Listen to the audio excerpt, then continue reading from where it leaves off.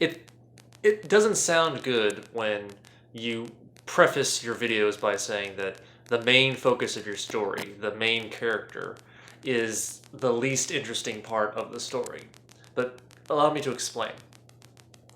Earlier, I discussed the world and the overall themes of the City of Purgatory. You know, this large, um, sort of like multi-genre, multi-demographic city where people of different colors and creeds and species have to live together in peace and harmony, but because they're so different, peace and harmony is kind of a difficult thing. Then in my last video, I explained that there are two specific groups that are at each other's throats in this story. The Dreadnoughts, who are kind of like warriors, and the City Council, who are basically the politicians of the city. Now, Jinx comes into play because he is he gets caught up in their fighting, but through no fault of his own. It's kind of like he is thrown into this conflict um, unwillingly. Jinx is a courier or a package boy, and in the beginning of the book, he has to deliver a package to a dreadnought. Now, because dreadnoughts are dangerous and very controversial characters, this obviously catches the attention of the city council. So the city council starts asking him questions about the delivery. You know, you did you deliver this package to the dreadnought? Who is the dreadnought? Where is the dreadnought? You know, you got to help us out because this guy is dangerous, right? And later in the story, he actually starts meeting the dreadnoughts and talking to the dreadnoughts themselves. So he kind of gets both sides of the conflict because he's involved in both sides. Somehow, some way, I'm still trying to work my writerly magic to make that make sense. But as I've been writing this story, I noticed that there's a lot of similarities to The Hobbit, which is unintentional. I'm not trying to steal ideas from The Hobbit, but that was the last fantasy novel that I've read in the past year or so. And the pacing of the story does feel a lot like The Hobbit. You've got a little character, he's tiny, he's relatively insignificant in the world, and he gets thrown into this great adventure that has all these conflicts between these big groups, you know, and he's just kind of there doing his thing, and everybody's asking for his help, and he's like, I just want to go home. Jinx is not Bilbo Baggins, I can tell you that much. He's definitely little. He's a goblin, so he's probably maybe 2.5, 3 feet tall. But he's not, like, emotionally a pushover. He's not used to a comfy lifestyle. He lives in a shack in the Barren District, which is a desert. And he has a lot of quick, witty comebacks, and he tells people to go fuck themselves, and he can be very abrasive and rude sometimes. Like, he doesn't let people push him around when he has the ability to tell them to fuck off. The problem is, he's little, and he has a very low-level job as a courier. He's a package boy, basically. He's an average Joe who has no power whatsoever. So, of course, he gets pushed around a lot, which is most of the story, if I'm honest. Like, he doesn't have much agency because he doesn't feel like he can make any of his own decisions. No matter what he wants or no matter what he thinks, the parties involved both kind of pull him in their directions. And he just goes along with it because the city council, who run the city, who control the police, if they tell you to do something, you do it. Especially when you're a little guy who doesn't have any political power whatsoever. And the Dreadnoughts, who are a violent street gang filled with some of the biggest brutes you'll ever meet. When they tell you to do something, you do it because you can't fight back. And I added a little twist where Jinx has a very distinct appearance. He is mossy green in skin, which is very common for a fantasy goblin. But I gave him little white freckles, like little white spots all over his body that I kind of imagine like little spores, like little mushroom spores on moss. That's kind of the image I'm going for, is like white, just flakes, or not flakes, white little splotches all over the green of his skin. So not only is he a species that is very easy to push around, but he's also visually distinct in a way that gets him bullied. So it's hard for him to go unnoticed, unlike Bilbo Baggins in The Hobbit, who took full advantage of the fact that he was a little guy that nobody really noticed. Even before he found the Ring of Power, which let him turn invisible, he was just this small, insignificant being that people just didn't take notice of. He just walked around as he wanted to. Jinx is not so fortunate because if you actually, the characters who actually meet him, they remember him because of his face. So it's more than just, oh, who is this guy? Or, oh, I remember you. It's like, oh, it's that goblin. It's that one guy, the spotted, speckled guy.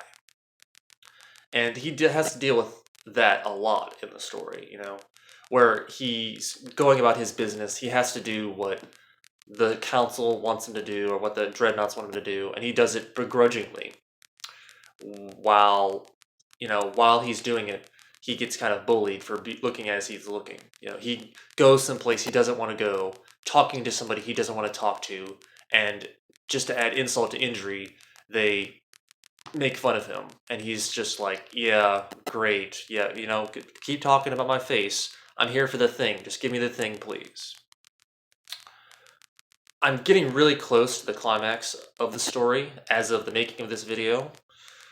I think, let's see, I've got chapter 10 to write, which is going to have sort of the rising conflict. Then chapter 11 is going to be more so the climax. I'm expecting a sort of like turnaround, like sort of like a twist in chapter 12. And in chapter 13, after chapter 12 is going to be like the resolution to the conflict, like where the fighting comes to a head. Chapter 13 is going to be like story resolution, where it's going to be more like the aftermath, like what happened after the big explosive thing, which I know exactly what's going to happen. So I'm not saying it's a thing to be vague on purpose. I'm saying it so I don't spoil it for you.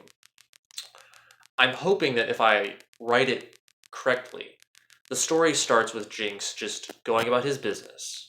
He gets caught up in this big mess that he has nothing to do with, but now everybody wants his attention and everybody wants his help because he's like a little guy who can move around and he's like not a member of the other group and blah blah blah.